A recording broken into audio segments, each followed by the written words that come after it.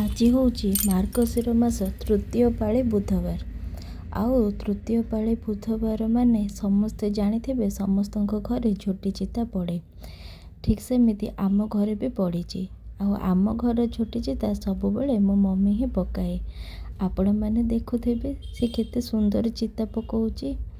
ଆଉ ଆପଣମାନଙ୍କ ଘରେ କାହା କାହା ଘରେ ଏମିତି ସବୁ ସୁନ୍ଦର ସୁନ୍ଦର ଚିତା ପଡ଼ିଛି ମୋତେ ନିଶ୍ଚୟ କମେଣ୍ଟ କରିକି କହିବେ। ରହିଲି, ଜୟ ଜଗନ୍ନାଥ।